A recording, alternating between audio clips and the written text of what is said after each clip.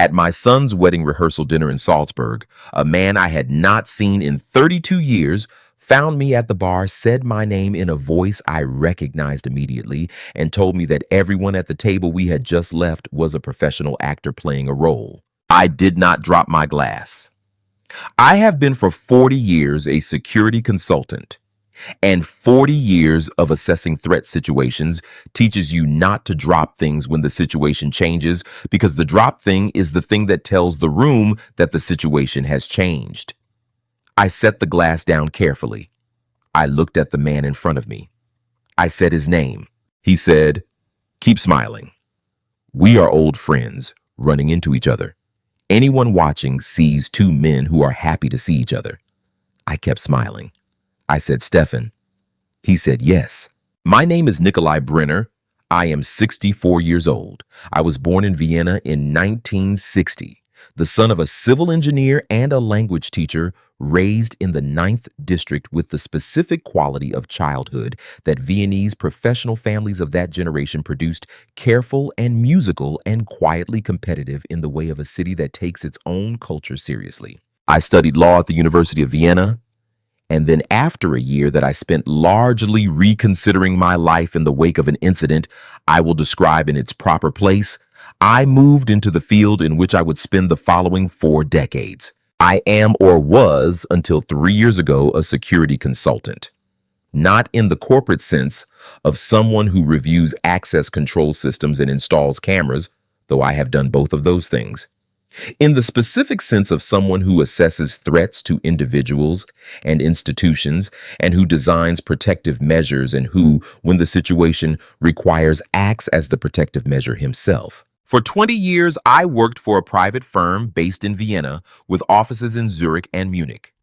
For 10 years after that, I operated independently, taking contracts from clients who required the specific combination of discretion and capability that my record demonstrated. For the final decade before my retirement in 2021, I worked primarily on a retainer basis for 2 clients whose situations were sufficiently complex to require ongoing rather than project-based engagement. The work produced over 40 years a set of habits that I have never been able to fully retire. The habit of reading rooms, the habit of watching people rather than events, the habit of trusting specific observation over general impression, the habit of not dropping things when the situation changes. Stefan Kraft, 32 years. We had worked together at the security firm from 1986 to 1993, 7 years during which Stefan had been one of the most capable people I had encountered in a field where capability is the only currency. He was 2 years older than me, and he had come to the firm from a military intelligence background, which gave him skills I had learned from training and that he had from formative experience, and the combination of those 2 kinds of knowing had made us effective as a pair on 3 significant assignments. He left the firm in 1993 under circumstances that I had never been given a full account of, and that I had over the years constructed a partial account of, from inference and from what fragments of information reached me through the specific networks that sustain themselves in this kind of professional world. The account I had constructed was that Stefan had been involved in something that ended badly, and that he had left the country for several years, and that the leaving had been both voluntary and necessary. He was standing in front of me at the bar of the Hotel Goldener Hirsch in Salzburg in the second week of November, dressed in the clothes of a prosperous Austrian businessman, and he was telling me that the family of my son's fiancée was not the family of my son's fiancée. I said, "Explain." He said, "Her name is real.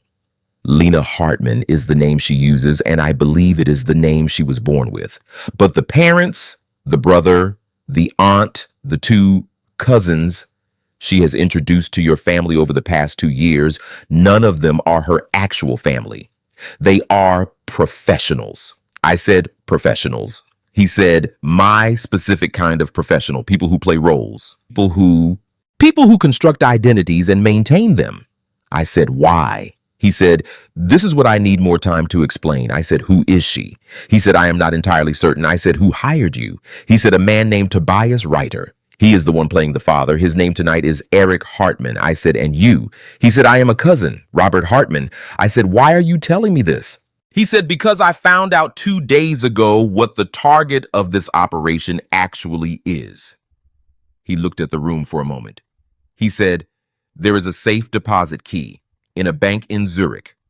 The key accesses a deposit box that contains documentation that your son does not know he has and that the woman he is about to marry is going to ensure she has access to. This required context that I did not have. I said, what documentation? He said, you need to talk to your son tonight. You need to ask him about his mother's estate and about a specific document his mother left with her attorney in Zurich. I said, my son's mother died 8 years ago. He said, I know, he said. The documentation she left is relevant to something she knew and that she chose to protect. He said, I do not know the full content. I know enough to tell you that Lena Hartman is here for it and that the wedding is when she intends to acquire the access she needs. I held this. Stefan was looking at me with the expression I recognized from the years we had worked together, the expression of someone who is telling you something that sounds impossible and who knows it sounds impossible and who is asking you to evaluate it on its merits rather than on its first impression. It was the same expression he had worn in 1989 in a hotel room in Belgrade when he had told me that the person we were protecting was not the target and that the target was standing 10 feet away at the buffet table. He had been right then. I said, I need 2 things. He said, yes. I said, I need until tomorrow morning. I need tonight to speak to my son. He said, yes. He said, and the second thing. I said, I need to know why you are doing this. He said, because the operation has become something I did not agree to participate in. He said, when I took the contract, the brief was surveillance and verification. It has become something else, and I am not comfortable with the something else. I said, what has it become? He said, the documentation they want to access there is a secondary purpose for it that involves your financial position as well as your son's inheritance position. I said, they intend to use it against me. He said, against you both. He said, the leverage they are building with this operation is not only about the document, it is about the situation the marriage creates. I said, what situation? He said, a married couple has specific legal access to each other's affairs that an unmarried couple does not. He said, the wedding is the instrument. I said, and the document is the tool. He said, yes. A woman's voice from across the room said, Robert, there are photographs. Stefan. Robert looked up and waved. He said quietly, we will talk later. He said, tonight your son. He walked away and joined the cluster of the Hartman family near the window, his easy social manner completely returned. The persona complete and effortless in the way of someone who has been maintaining personas for 30 years. I stayed at the bar. I picked up my glass. I drank what was in it. I looked at the room. My son Felix was 29 years old. He was an architect at a firm in Vienna that he had joined 4 years ago after completing his degree and that he had spoken about with increasing enthusiasm in the years since the enthusiasm of someone who had found work that suited him and who was surprised daily that this had turned out to be possible. He had met Lena Hartman 18 months ago at a client event in Vienna, and he had fallen for her with the specific completeness that I recognized having once fallen for his mother, with the same quality of completeness, and having found it to be one of the better things that had happened to me, his mother. Sophia Brenner, née Kranz, had died 8 years ago of a sudden cardiac event at the age of 53. Her death had been the central fact of my life in the years since Central, in the way of an absence that does not diminish, but that reorganizes itself into the permanent structure of what is left. She had been a financial lawyer, a specialty that combined the precision of law with the specific domain knowledge of financial instruments and their regulation. And she had been, in the last years of her career, involved in work that I had known about only in outline. I want to describe Sophia more fully because Sophia is the center of this story, even though she died 8 years before it happened, and the description of her is necessary to understanding what she built and why she built it and what it cost to build it. She had grown up in Linz, the daughter of a textile merchant and a piano teacher, and she had come to Vienna to study law with the specific ambition of someone who has grown up in a smaller city and who knows what the larger city can offer and who intends to take it. She had excelled at her legal studies and had been taken on by a commercial law firm immediately after her degree and had spent 10 years there developing the expertise in financial law that would constitute the substance of her career. She had moved to a specialized financial fraud practice in 2001, and it was there that she had built the professional reputation that made her, by the time of her death, one of the more recognized specialists in the Austrian and European context for cases involving complex financial fraud and the European financial instruments that enabled it. She had married me in 1992, which was the year before Stefan left the firm, and 2 years after Felix was born, and she had married me with the specific clear-eyed quality she brought to everything. Understanding that she was marrying a security consultant whose work required long absences and occasional risks, and choosing this anyway because she had assessed the full picture and concluded that the picture was worth choosing. We had been, for the 20 years of our marriage, a functioning unit in the way that two people with demanding careers who love each other can be. Not without difficulty, but without the kind of difficulty that accumulates into structural failure. Felix had grown up in a household with two professional parents and had absorbed, as children absorb such things, both the difficulty and the functioning. In the last 3 years of her life, Sophia had been working on a case that she described to me in the fragments she shared as the most complex piece of financial fraud work she had encountered. It involved a chain of entities, investment funds, and holding companies and shell corporations linked through a web of jurisdictions that included Austria, Germany, Switzerland, Liechtenstein, and Luxembourg, and it involved the channeling of money from legitimate investment vehicles into purposes that were not what the investors had been told they were investing in. The money involved was significant. The people at the center of it were not obscure figures. Several of them were known in the Austrian financial and political world in ways that explained why the case had not been brought more quickly despite the evidence that Sophia's investigation was accumulating. She had been in the last year of her life deeply concerned about the safety of the documentation she was building.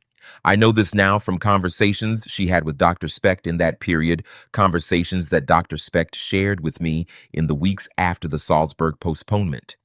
At the time, I did not know the full extent of her concern, because she had managed the concern in the way she managed most difficult things, which was by addressing it structurally rather than expressing it emotionally.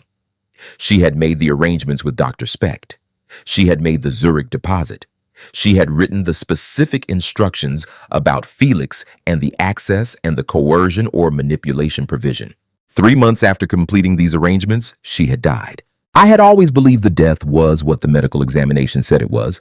I still believe this. I have had the examination reviewed once in the years immediately after her death and once more in the weeks following the Salzburg discovery, and both reviews have found nothing inconsistent with the natural cause originally identified. I mention this because the question presents itself and because the answer, insofar as I can determine it, is that Sophia died of the cardiac event that had been building in her for some years, and that she had been managing without telling me its full severity. She did not die because of what she knew. She died because she had a heart that was failing quietly and that failed completely and quickly on a Tuesday morning in October when I was in Graz on a contract and Felix was at university in Vienna. But the things she had done to protect what she knew were done in the knowledge that the knowing might have consequences. And this is the thing I think about when I think about her in the months since Salzburg. She built the protection in the full knowledge of what she was protecting against. She did not know when the threat would arrive or in what form. She built the protection to outlast her own knowledge of the form it would take.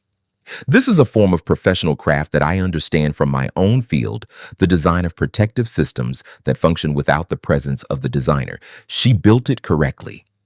It functioned. I called it outlined because Sophia had been careful about what she shared with me regarding certain aspects of her work, not because she did not trust me, but because the compartmentalization was appropriate, and we both understood this. What I knew was that in the last 2 years of her life, she had been involved in a significant case involving the misuse of financial instruments, through a chain of entities that crossed several European jurisdictions, and that the case had produced documentation of substantial legal and financial consequence, and that she had made specific arrangements for the protection of certain elements of this documentation before her death. I had assumed those arrangements had been resolved through her estate.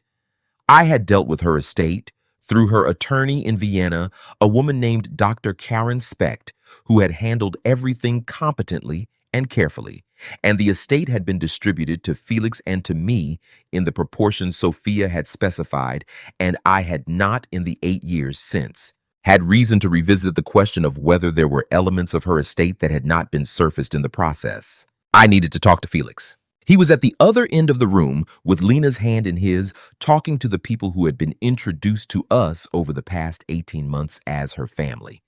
The man playing her father, Tobias Reiter, playing Eric Hartman, was a solidly built man of 60, with the specific polished quality of someone who has been maintaining a professional presentation for a long time and who finds it effortless. He had met me 3 times in those 18 months, and he had been on each occasion exactly the prosperous Vienna businessman that the role required. I had not liked him particularly. Finding his warmth slightly managed, but finding someone's warmth slightly managed is a normal social observation, not a security assessment, and I had not pursued it. I watched him now with the specific quality of observation that I bring to situations where I know I am looking at performance rather than reality. The performance was excellent. It was the performance of a professional who had been doing this for years and who had designed the specific behaviors that read as authentic, because they were based on genuine observation of what authentic looks like. The slight impatience he showed when his wife interrupted a conversation. The specific way he laughed at his son's jokes slightly delayed the laugh of a man who takes a moment to understand humor. These were not accidents of character. They were choices made by someone who understood that authenticity contains imperfection and who had introduced imperfection deliberately. I needed 20 minutes with Felix. I crossed the room to where he was standing, kissed Lena on both cheeks, shook her father's hand with the same warmth I had offered it 3 times before, and said to Felix, "Walk with me for a minute." He looked slightly surprised. We had a specific father and son dynamic in which requests for private conversation were unusual and were therefore taken seriously when they occurred. He excused himself and we walked to the far end of the terrace away from the windows and the noise. I said, "I need to ask you something about your mother's estate." He said, "Now." I said, "Yes, now." He said, "What about it?" I said, "Did Dr. Specht mention anything about a safe deposit arrangement in Zurich?" He looked at me. He said, "How do you know about that?" I said, "What do you know about it?" He said, "She mentioned it 2 years ago. She said there was a deposit box at a bank in Zurich that Mama had maintained and that the contents were." He stopped. He said, "She said the contents were for a specific situation and that the situation would make itself known. She said she was the executor for that specific element of the estate and that when the situation presented itself, she would contact me." I said, "Did you tell Lena about this?" He was quiet for a moment. He said, "Yes." He said, "I told her about it a few months ago." I said, "In what context?" He said, "We were talking about Mama. I was telling her about Mama's work and about the case she had been involved in. Lena had asked questions. She was interested." I said, "How specific were the details you gave her?" He looked at me more carefully. He said, "Papa, what is going on?" I told him. I told him what Stefan had told me in the condensed, direct form that a security briefing takes when time is limited and the listener needs the essential information rather than the narrative framing. I told him that I had reason to believe that the people presenting themselves as Lena's family were not her family, and that the wedding had a purpose beyond the wedding. I told him about Stefan and what Stefan had said about the document and the access that marriage would provide. He was quiet for a long time after I finished. The Salzburg night was cold, and the lights of the old city were visible over the roofline, the specific amber of a Central European city at night in November. He said, "She cannot be."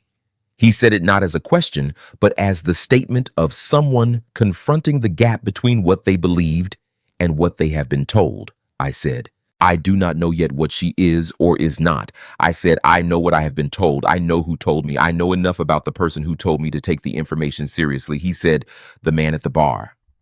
The cousin. I said, yes. He said, you know him. I said, I worked with him for 7 years. He said, and you trust him.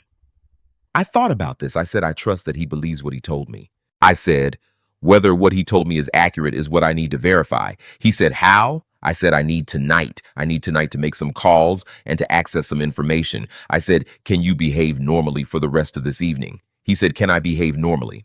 He said it in the specific way of someone who is being asked to do something that requires a complete suppression of what they are feeling. I said, yes. I said, can you? He said, I am going to try. He was better than trying. He went back inside and he was for the remaining 90 minutes of the rehearsal dinner, the son whose wedding was tomorrow and who was happy about it. I watched him and I watched the people who were watching him and I watched Lena who was watching me twice with an expression I could not read and which I filed for later consideration. At 11, I excused myself. I said I was tired and that tomorrow was a long day. I shook hands and kissed cheeks and I left the Hotel Goldener Hirsch and I walked 3 streets through the cold Salzburg night to my own hotel, which was smaller and quieter. And I sat in the room with my laptop open, and I spent 4 hours making calls and accessing information and conducting the kind of rapid background investigation that 40 years in security make possible when necessary. The tools available to a retired security consultant are different from those available to an active one. I no longer had access to certain databases, and certain institutional relationships were less current than they had been. But the network of colleagues and former colleagues that 40 years produces does not retire with you. And by 2 in the morning, I had reached 3 people who could access what I could not directly access myself and who were willing to do so too, because they owed me specific favors, and one because she found the situation interesting in the way of someone who has spent 30 years in the field and who responds to interesting situations with engagement rather than caution. I want to describe what the night investigation felt like because the description is relevant to understanding something about my professional formation and about what that formation does to you when you are inside it while the thing at stake is your own son. Security work at its best is the capacity to think about threats clearly and without distortion from the emotional content of what is being protected. When I was working professionally, the thing being protected was usually not something I had a personal stake in. Or if I did, the stake was professional rather than personal. The work required a specific quality of detachment, not indifference to the outcome, but freedom from the distortion that personal investment produces in assessment. I had spent 40 years developing this quality. The night investigation in the Salzburg hotel room was the first time in my professional life that I was conducting an operational assessment of a threat to someone I loved, and I want to be honest about what this was like. It was harder than I had expected. Not because I could not access the detachment, but because accessing the detachment required a continuous effort that left less attention available for the actual work. I would be running a search through a colleague's database, and I would find myself thinking about Felix at the other end of the room at the rehearsal dinner, Felix with his hand in Lena's hand. Felix, who was 29 years old and who had fallen in love with the specific completeness that I recognized, and the thinking would intrude on the search, and I would have to reset the attention deliberately. I did this perhaps a dozen times over the 4 hours of the investigation. Each time I reset it the same way, which is the way I had been trained to reset it, which is to identify the specific task in front of me and to address that task to the exclusion of everything else until it is complete, and then to move to the next task. The method works. It worked that night.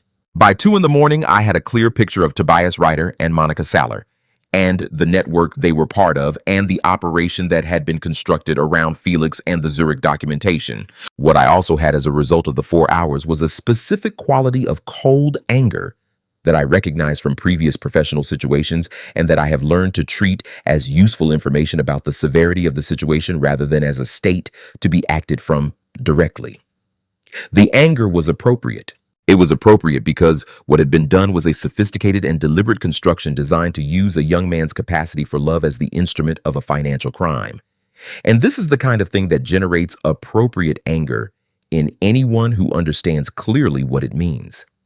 I set the anger in its appropriate place, which is the place where it remains available as motivation and does not intrude on judgment, and I continued the work. What they found, the man presenting himself as Eric Hartman, was registered under the name Tobias Ryder in the professional network of private investigators and security personnel in Austria and Germany.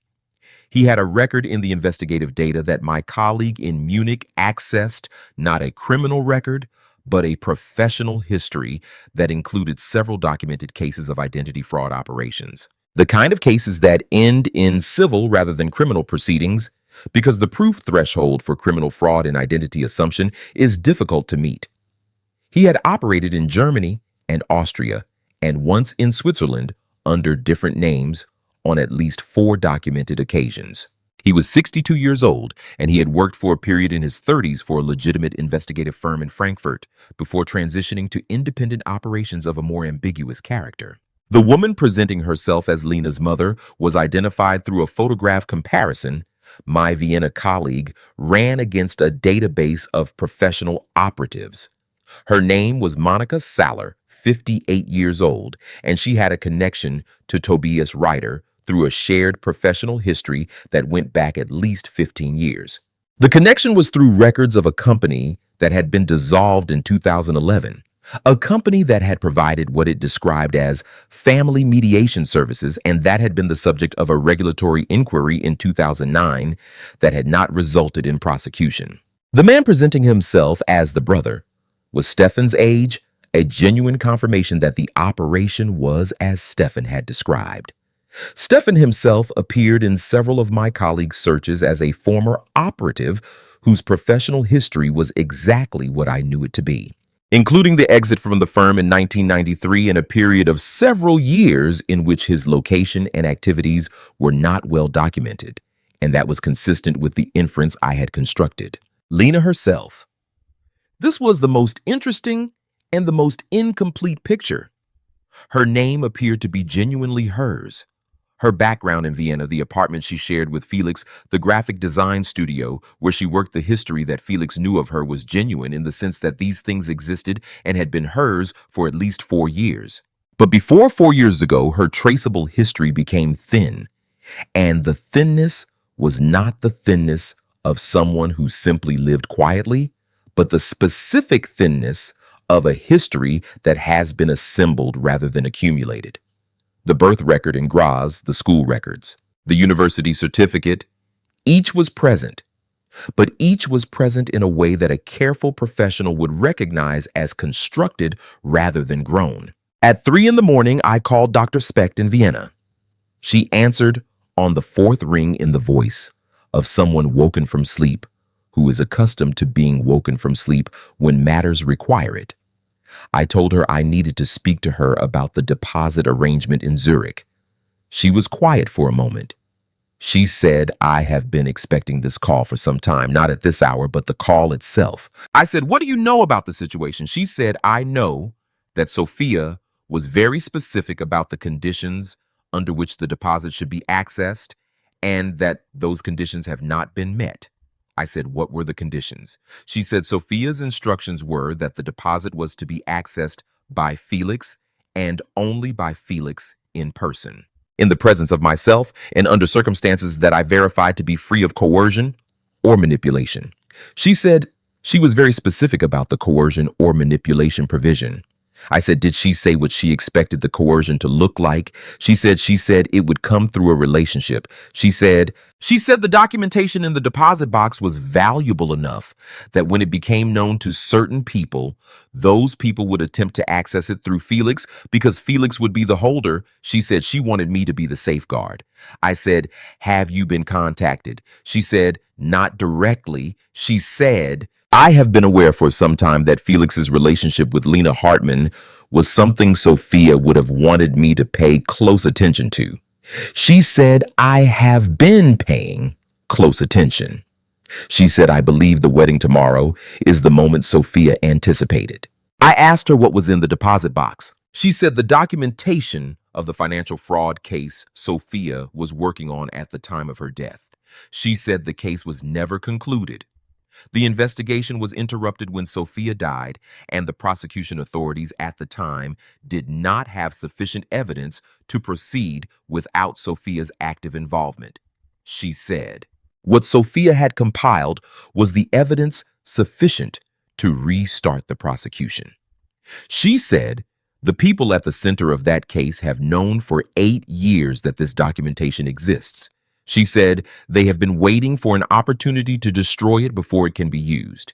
She said the wedding would give Lena, as Felix's wife, access to the legal position that would allow her to claim Felix's inheritance in certain circumstances, and the Zurich deposit would be one element of that inheritance. And with access to the deposit, she could destroy the documentation. I sat with this for a long time after Dr. Specht finished speaking. Then I asked her, what do you want to do? She said, I want to do what Sophia asked me to do. She said, I want to protect the documentation. I said, and the wedding? She said, the wedding should not happen. Not yet. Not until this is resolved. I said, Felix. She said, I know. She said, this is why Sophia left me these instructions. She said, she knew I would need to be the one to tell Felix, not you, because you are too close to it, and because Felix needed to hear it from someone whose objectivity is institutional rather than emotional. I called Felix at 4 a.m. He answered on the first ring, which told me he had not slept. I told him to come to my hotel. He came in 15 minutes. I told him everything. He sat in the chair in my hotel room and he listened. And when I finished, he was quiet for a very long time.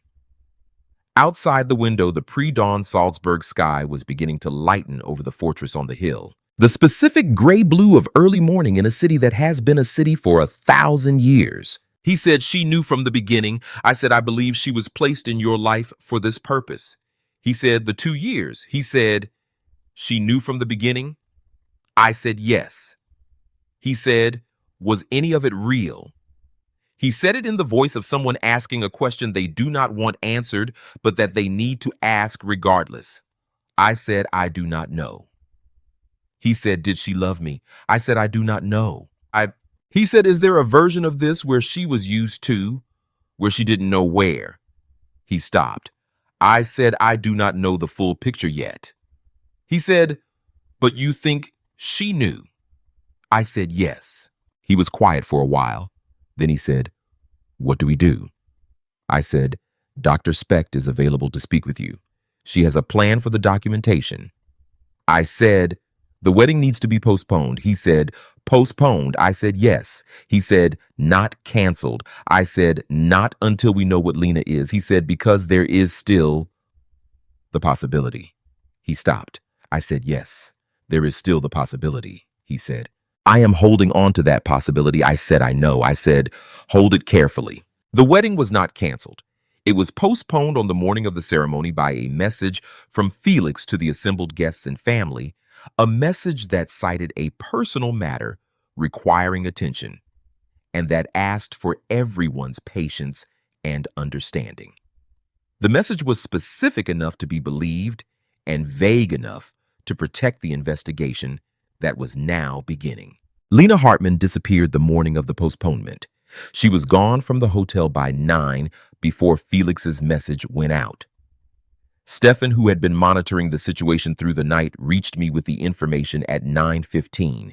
He said she and Ryder are in a car heading east. He said, I have the plates. He said, do you want me to follow? I said, I want you to give me everything you have on Ryder and on her, and then I want you to step away. He said, and the others?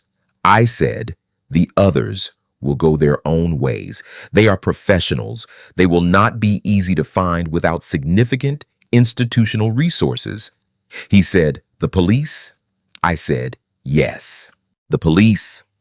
This was where I required the specific relationships that 40 years in security produces, not the local Salzburg constabulary for whom this situation was beyond their immediate jurisdiction and investigative capacity, but the Federal Bureau for the Protection of the Constitution in Vienna, with whom I had maintained a professional relationship through my consulting years, and who had in the active case files that I knew existed but had never directly accessed references to the financial fraud case that Sophia had been investigating. I called a specific contact at the Federal Bureau at 9:30. He answered immediately. I told him I had information about the Sophia Brenner documentation and about a current operation designed to destroy it. He said, "We have been waiting for this call." He said, "Where are you?" I will not describe in detail what followed over the following 3 months, because what followed belongs to the law enforcement process and to the proceedings that are currently ongoing, and that I am under specific instruction not to discuss publicly. What I can tell you is that the documentation in the Zurich deposit box is intact and has been secured by the Federal Bureau. That Tobias Ryder was apprehended in a vehicle outside Vienna on the evening of the postponed wedding day. That Lena Hartman was located 3 weeks later in Croatia under a different name, which is consistent with the constructed quality of the identity she had inhabited in Vienna. That the individuals at the center of the financial fraud case that Sophia had been investigating have been the subject of renewed proceedings, and that those proceedings are active. Stefan Kraft. I saw him twice in the weeks after the postponement. The first time was a meeting at my request in a cafe in Vienna, where I wanted to understand the full scope of what he had told me and what he had not told me. He told me everything clearly and in the order that it had come to him. And I believed him because the account was consistent with what I had independently verified, and because Stefan had, even in the difficult period of the 1993 departure, never given me false information. The second meeting was shorter and at his request, and it was to tell me that he had provided a full account to the Federal Bureau, and that he expected there would be charges, and that he was prepared for this. I told him I would speak on his behalf to the extent that speaking on his behalf served the interests of the investigation and of Felix. He said, "That is enough." Felix. My son spent the months after the postponement doing what people do when the map of their recent life has been revealed to contain geography they did not put there. He worked. He continued at the architecture firm, where the partners were supportive in the specific way of people who know something significant has happened to a colleague and who choose to support the work as the most available form of support. He moved back into the apartment he had shared with me for a period after his mother's death and before he had found his own place, which required some reorganization on both our parts and which produced unexpectedly a period of genuine domestic life between us that we had not had since he was much younger. He asked about Lena several times in the early months.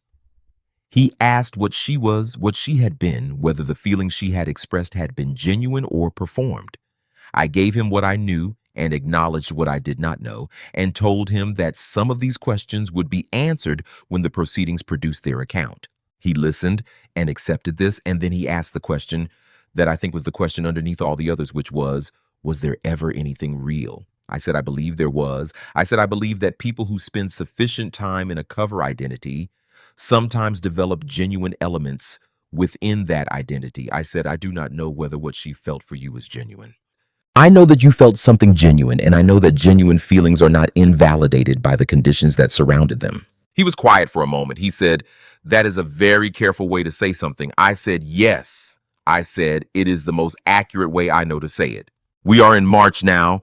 Felix has a new project at the firm, a cultural center in the 2nd District, and he talks about it with the enthusiasm that work produces when it is right for the person doing it. We have Sunday lunch together most weeks. At my apartment, where his mother's photographs are still on the wall in the study, and where the kitchen still makes the Viennese food she taught me to make in the early years of our marriage.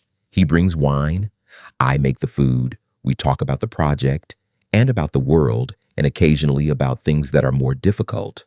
He has not mentioned Lena by name in 6 weeks. I take this to mean that he is in the period of processing that follows the end of something, the period where the language for it has not yet settled, and where the feelings are real but not yet organized into the form that allows them to be shared. I know this period. I spent 2 years of it after Sophia died. I spoke to Stefan on the phone last week. He is in the process that legal proceedings create the bureaucratic and procedural work of establishing what happened and who was responsible for it. He is cooperating fully and the account he has given is consistent with what I know. The charges against him are expected to be reduced as a result of his cooperation and his role in the prevention of the larger harm. I do not know what his life will look like when this is finished. I know that he made a specific choice in the Hotel Goldener Hirsch on a November evening, and that the choice cost him something, and that the cost was voluntary. I have not said thank you directly. It seems insufficient. I have said it indirectly through the ways available to me in a professional world where indirect expression carries more weight than direct expression because both parties understand what it means.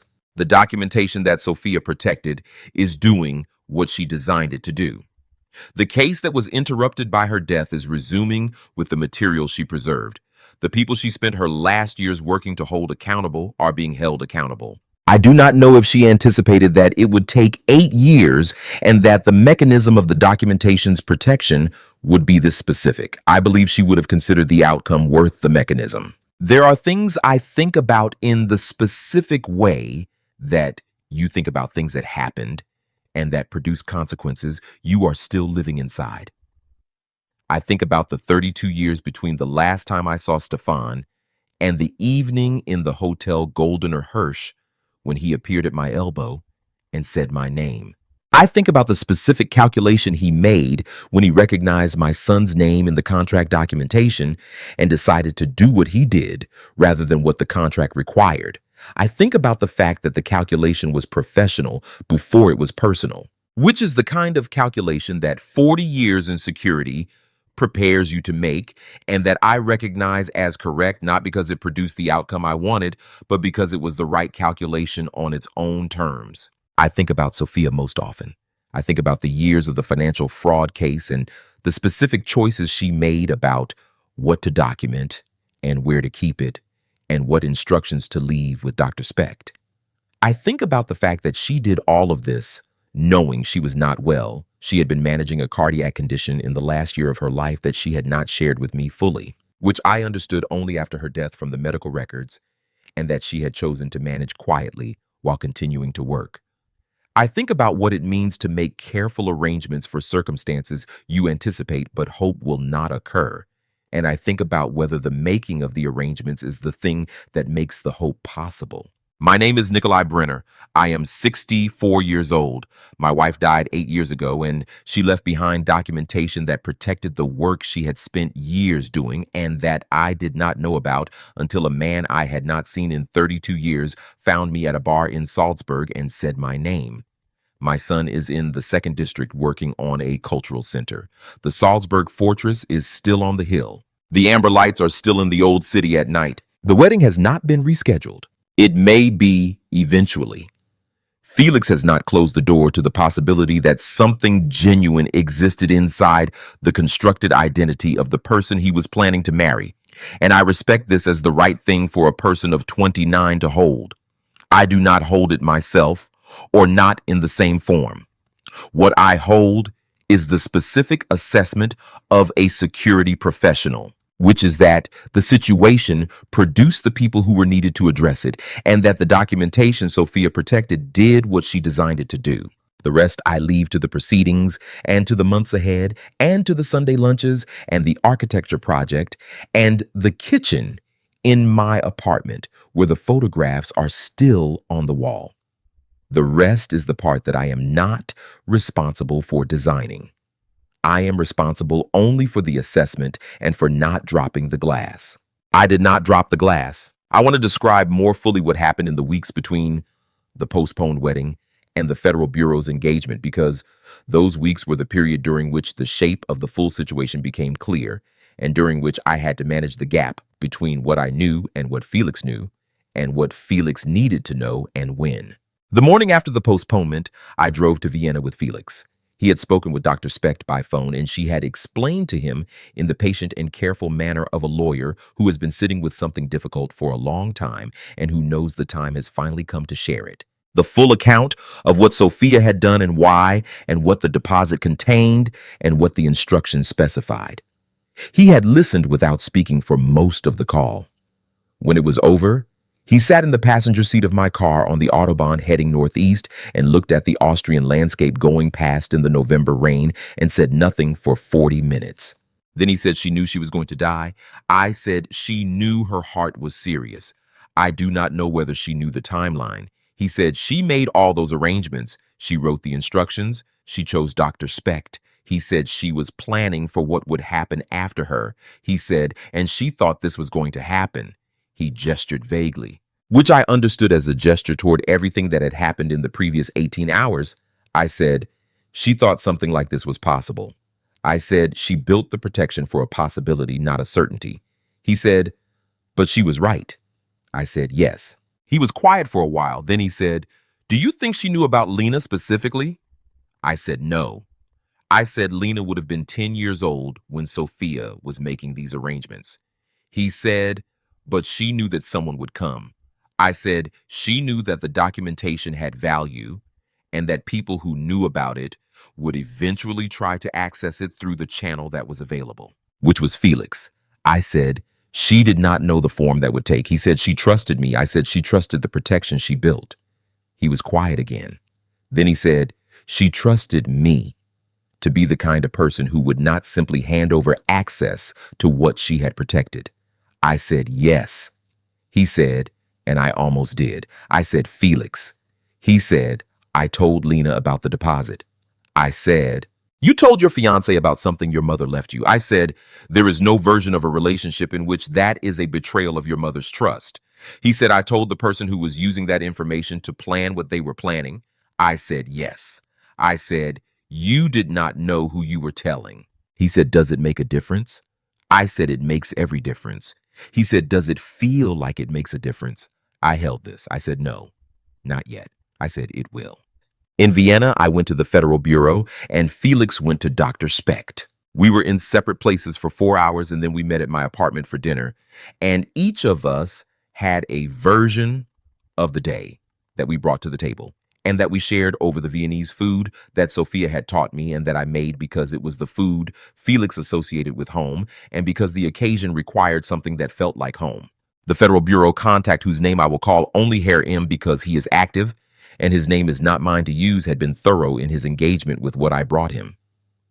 He had confirmed within 4 hours the connection between Tobias Reiter and the financial fraud case that Sophia had been investigating. The connection was not direct, but was traceable through 2 intermediary relationships in the professional network of the people at the center of the case. Reiter had been used before as an operative by people connected to the same network in a case 3 years earlier in Zurich that had not reached prosecution.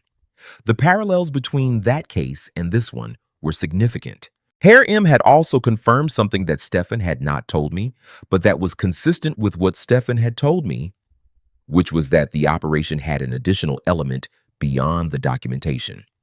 The additional element was financial, and it involved a specific trust structure that Sophia's estate had established, and that Felix was the beneficiary of, and that in the event of Felix's death, the would pass to his estate and therefore to his wife under standard succession rules.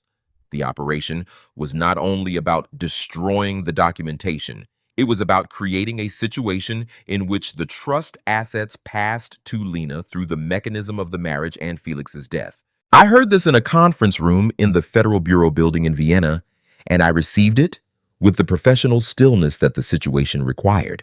And I did not show Herr M the specific quality of cold that settled into my chest at this information. I said, how serious is the threat to Felix's life? He said, we believe the threat is secondary to the documentation objective. He said, the preferred outcome for the operation is the documentation destroyed and Lena's access to the trust secured through the marriage and a subsequent divorce. He said the scenario in which Felix's life is at risk would only arise if the other objectives were not achievable. He said, nevertheless, we are treating it as a threat to be mitigated rather than a possibility to be assessed. I said, yes. He said, we want to move quickly. He said, the postponement has given them a reason to be careful, which means they will accelerate. I said, they already have.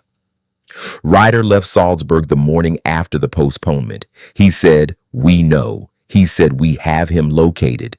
He said, "What we need from you is your willingness to let the process proceed through the institutional channels while you maintain the personal dimension." I said, "The personal dimension." He said, "Your son." He said he will need support through what comes next. He said professional handling of the institutional dimension and personal presence in the human dimension. He said both are necessary. I said, "Yes." He said, "I understand." He said, "Thank you." I drove to Dr. Speck's office to collect Felix at 7. He was sitting in the waiting area of her office, a room that was full of the specific quality of good legal offices in Vienna, the dark wood and the carefully ordered files, and the specific silence of places where important things are decided. He stood when I came in, and he looked at me, and I looked at him, and I said, "Ready?" He said, "Yes." We drove home through the Vienna evening. The city was doing what Vienna does in November, which is to be entirely itself, the specific amber of the old city in the lights and the cold air, carrying the specific smell of autumn and stone and the river somewhere below. I had been in this city for 64 years, and I still found the November version of it to be among the most beautiful versions. Felix was quiet. I drove. We arrived at the apartment. I made Wiener Schnitzel and Erdäpfelsalat, which was the dinner Sophia had made when she wanted to say with food what she was not finding the words for, and Felix ate it and said nothing about why I had made it, and I said nothing either. After dinner, we drank coffee and talked about small things, about the Cultural Center project and about a book he had been reading and about a colleague of mine who had called that afternoon about an unrelated matter. We talked around the important things because the important things had been talked about in the car and in the Federal Bureau and with Dr. Specht, and they needed time to settle before they could be talked about again. At 11, he went to the guest room, and I sat in the kitchen, and I thought about Sophia. I thought about all the specific things she had done in the last year of her life, all the arrangements and the preparations and the careful instructions, and I thought about what it means to love someone enough to spend the last year of your shortened life making sure they will be protected after you are gone. I thought about the fact that she had done this for Felix specifically because she had known that the documentation would come through Felix and that Felix was the one who needed the protection she could build. And I thought about what it means to know your own child well enough to design their protection in advance of the threat. She had known Felix well enough to know he would fall in love completely and without sufficient caution. She had known him well enough to know that this quality was his specific vulnerability and that someone who understood it would exploit it. She had known him well enough to build a protection that worked without his participation and that required only that doctor, Specht, be present and alert, and that the right people find the right information at the right time. She had known Stefan would still be in my life somewhere, or known that someone like Stefan would be, or known that the professional world I had inhabited for 40 years would produce the specific intervention that was needed when it was needed. She had known perhaps that I would not drop the glass. I sat in the kitchen for a long time. The apartment was very quiet. Felix was asleep in the next room. The proceeding against Tobias Ryder and the network he was part of has been ongoing for 4 months, and I will not describe its progress in detail because active proceedings are not mine to describe publicly. What I can describe is the specific shape of what has become clear. The operation that was deployed against Felix was not improvised. It had been under construction for at least 2 years, possibly longer. The identification of Felix as the access point for the documentation had been made by someone within the network who had knowledge of the Sophia Brenner case and who had done sufficient research to understand that Felix was the holder and that the holder was young and professional and single and therefore approachable through the mechanism of relationship. This research was sophisticated and it represented a significant investment of time and resources. The people at the center of the financial fraud case Sophia had been investigating were not casual operators. They were patient and methodical, and they had a great deal to lose if the documentation came to light. The woman known to Felix as Lena Hartman, I want to say something about her because she is the center of the story in the way that the visible structure of a building is the center. She is what you see, even if she is not where the load is carried. What I know about her. assembled from the investigation and from the proceedings and from a single piece of information that Stefan provided in our second meeting in Vienna is this. Her actual name is Lena Hofer. She was born in Klagenfurt in 1993, and she grew up in circumstances that the investigators have characterized as difficult in the specific way that economically precarious childhoods in small Austrian cities can be difficult. The circumstances that produce in certain people a specific clarity about what they need to escape and what they are willing to do to escape it. She had been recruited at 23 by an intermediary connected to the network. The recruitment had been gradual, and the initial work she was asked to do was not the work she eventually did. And the progression from the initial work to the final work had taken several years and had been managed in the way that such progressions are managed, which is by making each step small enough to not require a conscious decision to cross a line. This account comes from Stefan, who had spoken with her briefly in the period before the postponement when the operation was still active and who had a professional's understanding of what her specific role and situation were. He had told me in our second Vienna meeting that he believed she had developed genuine feelings for Felix at some point in the 18 months and that these feelings had created a specific difficulty for her in the later stages of the operation. He said she was not performing when she was with him. I said, "How do you know?" He said, "I know performance." He said what she was doing was not performance. I said, "And the operation." He said, "People can hold both." I said, "Yes." He said, "I believe she was trying to find a way to not complete the operation." He said, "I believe she was looking for an exit." He said, "She did not find one before the postponement." I said, "She left the morning of the postponement." He said, "Yes." He said, "Which is also information." I have held this since Stefan told me. I hold it in the way that I hold things that are potentially true and that I cannot verify and that matter to someone I love. I have not told Felix this account in its full detail. I have told him that there is reason to believe the feelings were mixed and that the full picture is complex. He has said, "I knew she was real." He said it with the specific tone of someone who has been doubting what they knew and who has found a version of the evidence that confirms the knowing. I do not know whether he is right or whether he is finding the version he needs. Both are possible. I know that the question matters to him and that the question will take time to answer if it can be answered, and that the time is part of what the months ahead contain. There is a specific memory I have from the years when Felix was small, perhaps 4 or 5 years old, when Sophia and I were both working, and the specific difficulty of managing a professional life and a child's life simultaneously was in full expression. We had a system for the early mornings when both of us were needed elsewhere. One of us would make breakfast and the other would take Felix to the kindergarten, and the one who made breakfast would leave something on the counter for the other one to find when they came home in the evening, which was always late. It was a message system. Sometimes the message was practical, sometimes it was just a word or two. I found one of these messages in Sophia's handwriting the evening after her death when I came home to the apartment, and Felix was with his grandmother. And the apartment was empty in the way that apartments are empty when the person who organized the empty space into a full life is gone.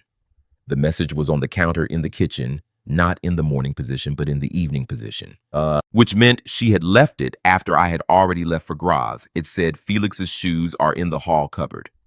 She had been trying to tell me something before she died in the specific practical language of our shared domestic life, and the something had been about Felix's shoes.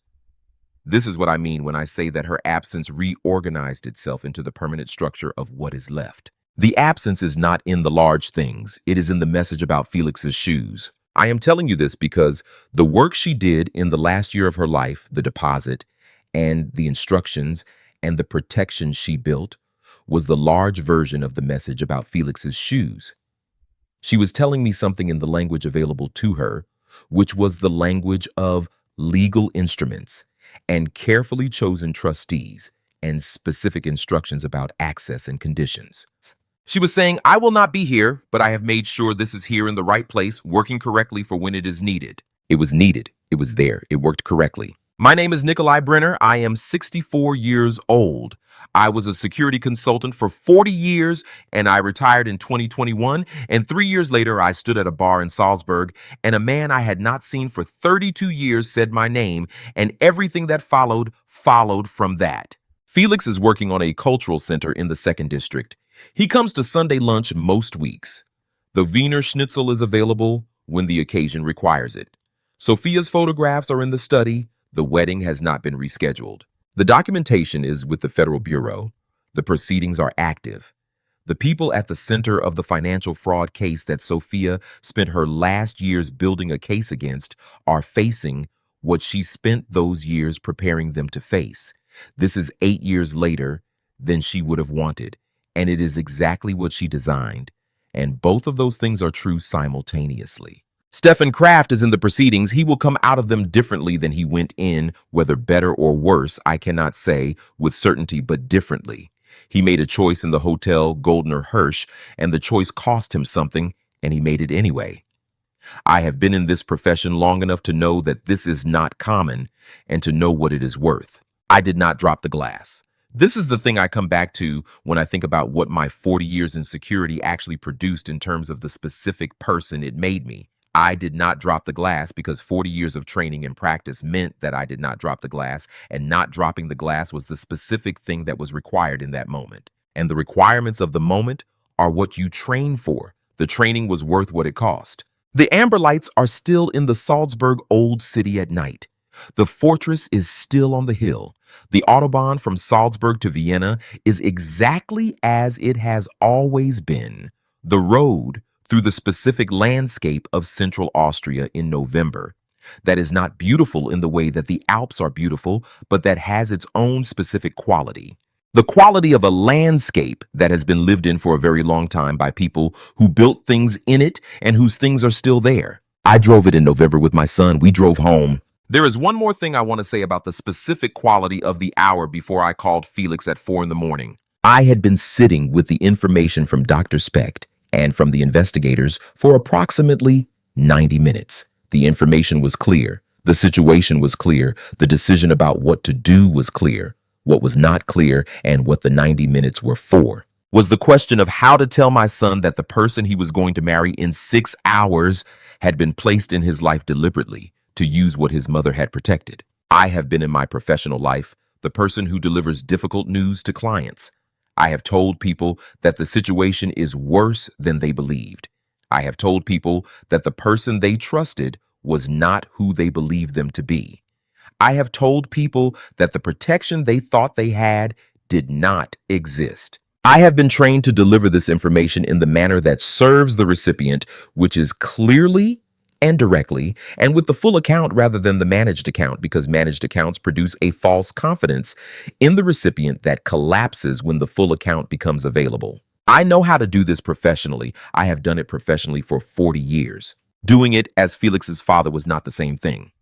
I am aware of the distinction, and I want to acknowledge it because the distinction is part of the full account. And the full account is what I have been trying to provide throughout. What I ultimately said to Felix at 4 in the morning when he arrived in the hotel room in the coat he had thrown on over his clothes was the professional account. I told him clearly and in the correct order, starting with what I knew with certainty and moving through what I knew with reasonable confidence and arriving at what I believed but could not verify. I did not manage it. I gave him the full picture. He received it the way he received everything. Difficult, which is with the quality of attention I recognized from Sophia, the quality of someone who is not performing composure, but who genuinely processes difficult information through attention before emotion. He sat with it for a long time. Then he said, "What do we do?" This is the thing about my son that I find most worth telling. He asked what we do, not what I was going to do, not what should happen. What we do. The question was a choice made in the specific conditions of 4 in the morning in a hotel room in Salzburg after being told that the last 18 months of his life had a different shape than he had believed them to have, to remain a participant rather than become a subject. What we do. I told him. He agreed. We did it together. Everything that followed was the result of that specific moment and that specific choice. And I find looking back at it from the March of the following year that it was the right choice, made in the right way by the right people with the right help from the right unexpected quarter, which is as much as you can ask of any situation and which is enough. That is everything. That is the full account. Felix called me this morning. He has a site visit in the second district this afternoon for the Cultural Center project, and he wants to know if I will come. He said, "You designed security systems for buildings your whole career. Tell me if there is something wrong with the access control on the new layout." I said, "Your access control is your architect's problem." He said, "I am the architect." He said, "Come anyway." I said, "Yes." I will meet him at the site at 2. We will look at the building together. I will tell him what I see. He will tell me what he sees. We will see different things, and the things together will be more complete than either thing separately. This is, I think, the correct summary of what the past months have been. Two people seeing different things and the things together being more complete. I am 64 years old and I have been seeing structures for 40 years, and my son is 29 and he is learning to see them, and the combination is better than either of us alone. 2 o'clock. I should go. Nikolai Brenner, Vienna, March. The site visit will take 2 hours. The building is coming along. The access control can probably be improved. Everything is as it should be.